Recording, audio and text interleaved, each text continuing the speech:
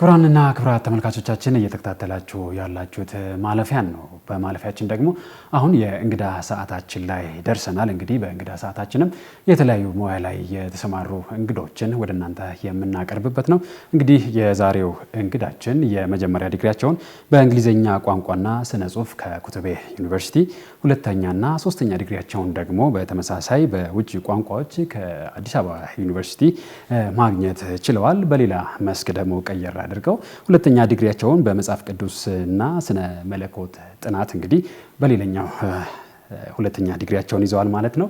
ከዛም ባሻገር እንግዲህ ከ16 ዓመታት በላይ በቱሪዝም ማሰልጠኛ ተቋማት ውስጥ እንግዲህ አስተምረዋል። አሁንም እያሰለጠኑ ነው የሚገኙት። ከዛም ባሻገር ደግሞ በአዲስ አበባ ዩኒቨርሲቲም እያስተማሩ ነው የሚገኙት። ከዚህም ባሻገር ከአምስተኛና ስምንተኛ ክፍል የእንግሊዝኛ መጽሐፍ በሚዘጋጅበት ጊዜ እንግዲህ ዋና አዘጋጅ ሆነው ሰርተዋል። ከዛም ባሻገር ከ9 እስከ 12 የአፋን ኦሮሞ መጽሐፍ በሚዘጋጅበት ጊዜ ደግሞ አማካሪና ከዛም ባሻገር ደግሞ የይዘት አርታይ ሆነው ሰርተዋል። አሁን ላይ በባህልና ቋንቋ ጉዳዮች ላይ በስፋት እየሰሩ የሚገኙ ናቸው።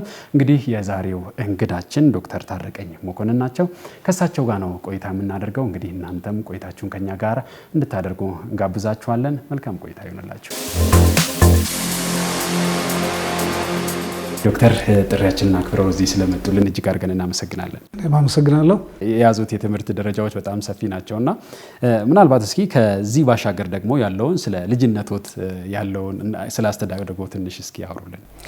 በጣም አመሰግናለሁ። መጀመሪያ የማለፊያ እንግዳ ሆኜ ስለተጋበዝኩኝ በርካታ ነገር ተብሏል። ትንሽ የቻይልድሁድ ታይሜ ምን እንደነበረ ለማንሳት እንግዲህ የወለጋ ክፍለ ሀገር ሆሮ ጉዱሩ የሚባል አካባቢ ሻምቡ ሴንተር ከተማው ላይ እዛ ነው የተወለድኩት። አንደር ኤጅ እስከሚባለው ኤጅ ከ20 በታች እስካለው ድረስ ፊንጫ የሚባል ቦታ፣ ሻምቡ፣ እነዚህ የመሳሰሉት ቦታ አንዳንዴ ደግሞ አዲስ አበባ ወጣ ገባ እያልኩ ነው እስከ ኦልሞስት 17-18 ድረስ የቆየሁት። ከዛ በመሃል ወደ ጅማ አካባቢ ቴፒ የሚባል ቦታ ትንሽ ጊዜ አስተምሬ ያውቃለሁ።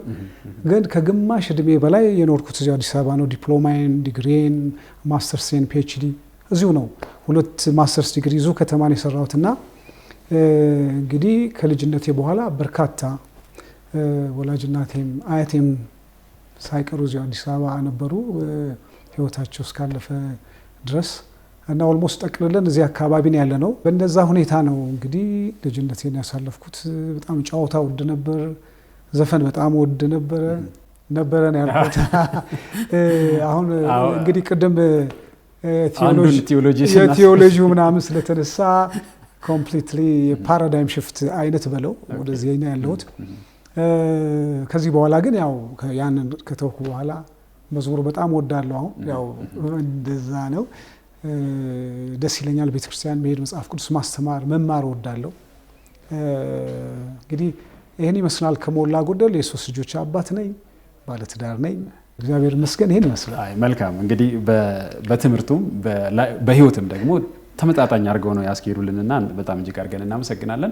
ምናልባት እንግዲህ ዛሬ የተገናኘንበት አንዱም እንግዲህ ከፊታችን ህዳር 29 የብሔር ብሔረሰቦች በዓል ይከበራል እንደምታስታውሰውና እርሱም ደግሞ በባህልና ቋንቋ ላይ በስፋት እየሰሩ ያሉ ሰው እንደመሆናችሁ መጠን እንግዲህ ዛሬ ትኩረት አድርገን ማውራት የፈለግነው በዚህ ጉዳይ ላይ ነውና እንደው ቋንቋ ለአንድ ማህበረሰብ ምኑ ነው ከሚለው እስቲ ደግሞ ሁለተኛ ጥያቄያችንን እንቀጥል። በጣም ጥሩ። ቋንቋ ማለት የአንድ ብሔረሰብ መገለጫ ነው። ብሔረሰብ ብለን ስናስቀምጥ የሚገለጠው በቋንቋ ነው። ቋንቋ ማህበረሰብን ይገልጻል። ከዛ ደግሞ ባህል የሚባል ነገር አለ። ባህልና ቋንቋ በጣም ኢንተርሌትድ የሆኑ ኢንተርትዊንድ የሆኑ የማይለያዩ ነገሮች ናቸውና ቋንቋ ብለን ባህልንም አብረን ብንይዝ ሁለቱም የአንድ ብሔረሰብ መገለጫ ነው ማለት ነው። አንድ ሰው ቋንቋን እማራለሁ ሲል ባህልን መማር ግዴታ ሆኖ የማይነጣጠል ስለሆነ ማለት ነው። ስለዚህ ባህል ማለት ቋንቋ ነው፣ ቋንቋ ማለት ባህል ነው በሚል ጥሩ አይነት አገላለጽ ምሁራን ያስቀምጡታል። ስለዚህ ብሔረሰብ ብለን ስንል የአንድ ብሔረሰብ ህልውና ቋንቋው እንደገና ባህሉ ነው ማለት ነው። ሁለቱ የአንድን ብሔረሰብ ማንነት የሚገልጹ ናቸው። እነዚህ እስከሌሉ ድረስ ብሔረሰብ ማንነቱን አይደንቲቲውን የሚገልጽበት ምንም ሩም የለውም። ሰው አይደንቲቲውን ሊገልጽ የሚችልበት አንዱ ከአንዱ ብሔረሰብ ሊለይ የሚችልበት ዳይቨርሲቲውን ሊያሳይ የሚችለው የተለያየ ቋንቋዎች የተለያየ ባህሎች አንድ ላይ መኖራቸው ነው እና ለብሔረሰብ በጣም ወሳኝ የሆነ የብሔረሰብ ማንነትን የሚገልጽ የዕለት ዕለት አክቲቪቲን የሚገልጽ ነው ማለት ነው ቋንቋና ባህል። ስለዚህ ቋንቋ ስንል ባህል ስንል ቋንቋ መነጣጠል የማይቻል ነገሮች ናቸው። መልካም። በተለይ ደግሞ እንደ ኢትዮጵያ ያሉ ከ80 በላይ ብሔር ብሔረሰቦች ያሉባቸው ሀገር ነው። እንዲሁም ደግሞ ብዝሃ ቋንቋ ብዝሃ ባህል የሚነገርበት ሀገር ነውና ምናልባት ደግሞ እንደ ሀገር እንደዚህ አይነት ብዝሃ ቋንቋ መኖሩ ብዝሃ ባህል መኖሩ ለሀገር ምን አይነት ፋይዳ አለው ይላሉ? ይሄ በጣም ወሳኝ ጥያቄ ነው። ብዝሃ ቋንቋ ኢትዮጵያ የብዝሃ ቋንቋ ባለቤት ናት። ብዝሃ ቋንቋ ብቻ አይደለም፣ ብዝሃ ሃይማኖት ያለበት ነው። በርካታ ማህበረሰቦች ያሉበት ነው። ብዝሃ ማህበረሰብ ልንለው እንችላለን። መልታይ ኤትኒክ ነው፣ መልታይ ሪሊጂየስ ነው፣ መልታይ ሊንጓል ነው። ይሄ ሁሉ ያለባት ሀገር ናት። ሶ ዳይቨርሲፋይድ የሆነ ነገር ነው ያለው። ይሄ ዳይቨርሲቲ ለአንዳንዶቹ ስጋት ሊሆን ይችላል። ዳይቨርስ መሆናችን የሚያስፈራ ነገር ያለም ይመስላቸው በርካታ ሰዎች አሉ። ግን በእኔ በኩል ማየው ብዙዎችን በዚህ ይስማማሉ ብዬ አስባለሁ። ዳይቨርሲቲ በረከት እንጂ የሚያስፈራ ወይም መርገም አይደለም። ብሌሲንግ በረከት ነው። በዚህ በረከት ውስጥ ሰዎች እርስ በርስ ተከባብረው ተዋደው የሚኖሩበት ነው እንጂ ዳይቨርሲቲ ሮንግሊ ከተረጎም ነው ብዝሃነትን በአስፈሪነቱ ከተረጎም ነው ችግር ውስጥ ነው የምንገባው። እንደዚህ አይነት ስሜት የለም ማለት አለ። እንደዚህ አይነት ፐርሰፕሽን የለም ማለት አለ ስላለም ነው አሁን ብዙ ችግሮች ውስጥ የገባ ነው። ነገር ግን ዳይቨርሲቲ በቅን ልቦና ላለ ሰው ዳይቨርሲቲ ዘ ብሌሲንግ በረከት ነው። በዛ ዳይቨርሲቲ ውስጥ ፍቅር አለ፣ አብሮነት አለ፣ መዋደድ አለ፣ መከባበር አለ፣ መተሳሰብ አለ። ይህን ሁሉ የሚያስተናግድ ማህበረሰብ ተጠቃሚ ነው የሚሆነው። ዘ ኦፖዚት በተቃራኒው የሚሄድ ሰው ደግሞ እንደ መርገም ሊቆጥረው ይችላል። ያ ደግሞ ዞሮ ዞሮ እንደዛ ያሰበውን ሰው ነው የሚጎዳው። ስለ አንድ ብሔረሰብ ቋንቋ ስለ አንድ ብሔረሰብ ጥላቻ ያለው ሰው የመጀመሪያው ተጠቂው ራሱ ሰውየው። ተጠቂው ግሩፕ አይደለም፣ ጠቂው ራሱ አደጋ ላይ ነው፣ ችግር ላይ ነው ማለት ነው። ተጎጂው እሱ ነው። ስለዚህ በረከት ነው፣ ዳይቨርሲቲ በረከት ነው። ግን ዳይቨርሲቲ አንዳንዶቹ እንዳልኩትም አንድነትን በአንድ ነገር ተጨፍልቆ እንዲቀመጥ የሚያስብ አካል አለ፣ በርካታ ነው። ለምን ያ ዳይቨርሲቲ የሚያመጣው አደጋ አለ በሚል ነው። ግን ምንም ይሄ የእውቀት የልምድ ማነስ ካልሆነ በስተቀር ዳይቨርሲቲ ብዝሃነት በረከት ነው። በዚህ በረከት ውስጥ ሰዎች ተሳስበው ተከባብረው ወንድማማችነት እህትማማችነትን ቀን ተቀን ኤክሰርሳይዝ የሚያደርጉ ከሆነ እንደተባለው በረከት ነው የሚሆነው ማለት ነው። እና በርካታ ሀገሮች እንደ ምሳሌ መውሰድ እንችላለን። ህንድ በዓለም ቁጥሩ አሁን አንደኛ ሆኗል። ከ2000 በላይ ላንጉጆች የሚነገሩበት ሀገር ነው። ግን ለነዚህ እንትን አልሆነም፣ ስጋት አልሆነባቸው፣ ተከባብረው ነው የሚኖሩት። ምናልባትም ደግሞ እዚሁ ላይ የሚያነሱልኝ ዶክተር አንድ ሰው ብዝሃ ቋንቋ ማወቁ መቻሉ ለምሳሌ እርስዎ እንኳን በቀላሉ አማርኛ ይችላሉ፣ አፋን ኦሮሞ ይችላሉ፣ እንግሊዘኛም ይችላሉ፣ ምናልባት ሌሎች ቋንቋም ሊችሉ ይችላሉና ይህንን ደግሞ ወደ ማህበረሰቦቻችንም አካባቢ ስንሄድ ምናልባትም ወደ ድንበር አካባቢ ላይ አንድ ሰው ከሚያዋስነው ብሔረሰብ ጋራ ያንን ቋንቋ እኩል ሲችለውን እናያለን እና ምናልባት ከራሱ የሚነሱና እንደዚህ አይነት ባህል እንደዚህ አይነት ብዙ ቋንቋ መናገር ማወቅ መቻል ምንድነው ያለው ፋይዳና ጥቅም ይታያል? በጣም ጥሩ ጥያቄ ነው። ሁለት ቋንቋ የሚችል ሰው ዓለምን በተሻለ ያያሉ ብለው ሊንግዊስቶች ያስቀምጣሉ። ባይሊንጓል የሆነ ሰው ዓለምን የሚያይበት የሚረዳበት መነጽር ሞኖሊንጓል የሆነው አንድ ቋንቋ ብቻ ከሚችለው ሰው እጅግ የተሻለ ነው ይላል እና ሁለት ቋንቋ ይችላል፣ ሁለት ቻናል መጠቀም ይችላል። አንዱን ቻናል ዘግቶ አንዱን ቻናል ይሰማል ማለት ነው። መረጃ ከተለያየ ያገኛል። ከብሔረሰቦች ጋር የተለያዩ ብሔረሰቦች ጋር የመገናኘት እድሉ ሰፊ ነው። የማንበብ እድሉ ሰፊ ነው እና እኔ እንደ ምሳሌ እንዳነሳው አሁን ኦሮሚያ ቢሄድ ኦሮሞ ስፒኪንግ አካባቢ ቢሄድ ቤተሰብነት ነው የሚሰማኝ ማለት ነው። ቀደም መጀመሪያ ላይ እንዳልነው ቋንቋን የሚናገር ሰው ባህሉንም አብሮ ይማራል። ባህሉን እችላለሁ፣ ቋንቋውን አውቃለሁ፣ የተሻለ ተረድቼ የተሻለ አንደርስታንድ አድርጌ የተሻለ በቦታው ላይ ከማህበረሰቡ ጋር ጥሩ ፍቅር አትርፌ እመለሳለሁ ማለት ነው እና እንደዚህ አይነት ኦፕን የሆነ አእምሮ ያስፈልገናል። ኦፕን ማይንድ ሊኖረን ይገባል። አንዳንድ ፎሬነርስ አሉ ኢትዮጵያ ውስጥ ለምሳሌ 40-50 ዓመት ኖረው ወይ አማርኛ አይችሉም ወይ ኦሮምኛ አይችሉም። እንዲህ አይነት ነገር አለና ይሄ በጣም ተጎጂ የሚያደርገው ግለሰቡ ነው።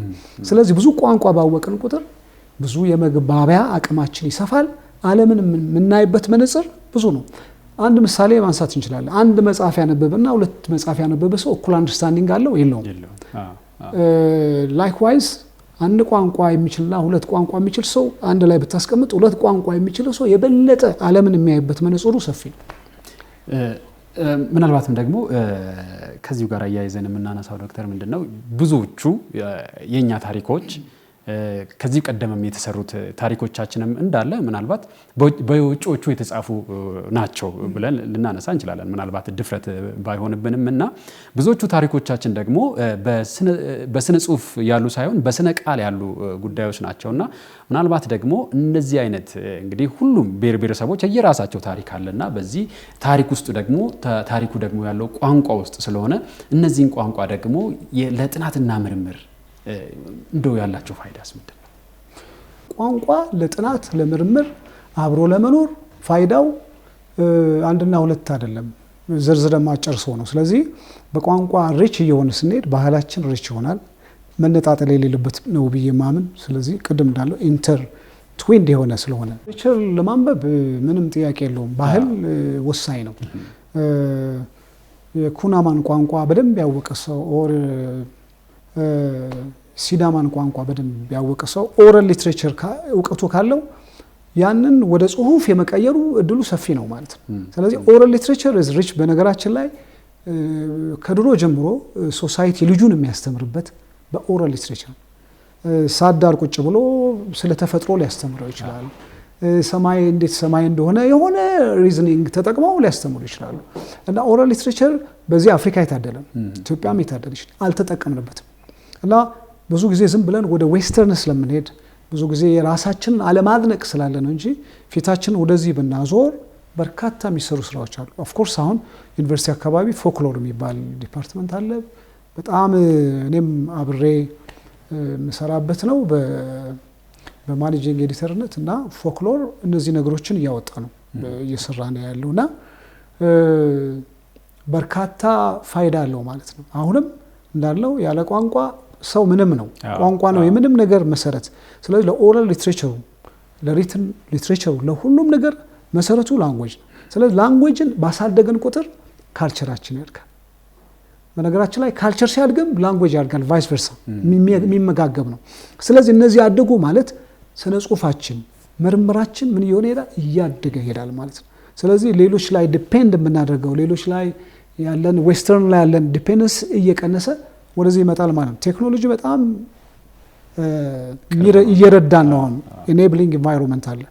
አንድ ሰው ብዙ ነገሮች በቀላሉ ሪፈር ሊያደርግ ይችላል። ቁጭ ብሎ ዓለምን በቀላሉ የሚረዳበት ነገር አለ እና እነዚህን ቴክኖሎጂዎች በመጠቀም ኤመርጂንግ ቴክኖሎጂዎችን በመጠቀም ኦራል ትራዲሽናችንን ከቋንቋ ጋር በማሳደግ ለተተኪው ትውልድ የምናስተላልፍበት ብዙ ሰፊ ኦፖርቹኒቲ አለ። ቀደም ብለንም ስናነሳው እንደነበረው የኢትዮጵያ ብሔር ብሔረሰቦችና ሕዝቦች በዓል ምናልባት ህዳር 29 ላይ ይከበራልና ከሁሉም አካባቢ ላይ ማለት እንችላለንና ወደ አንድ ቦታ ተሰብስበው የተለያዩ ባህላቸውን የትውን ጥበባትን ጭምር የሚያሳዩበት መሆኑ ነውና ምናልባት ከልምድ ልውውጥም አንጻር የቋንቋንም ከማሳደግ አንጻር እንደዚህ አይነት ኩነቶች ያላቸው ፋይዳ ምንድነው ይላሉ?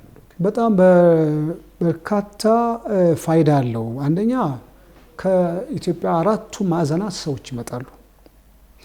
በዚህ ሰዓት ሁሉም ባህሉን ይዞ ነው የሚመጣው። የባህል ልውውጥ አለ። በነገራችን ላይ አንዱ መለያየታችን ሊያጠብ የሚችል ይሄ ነው።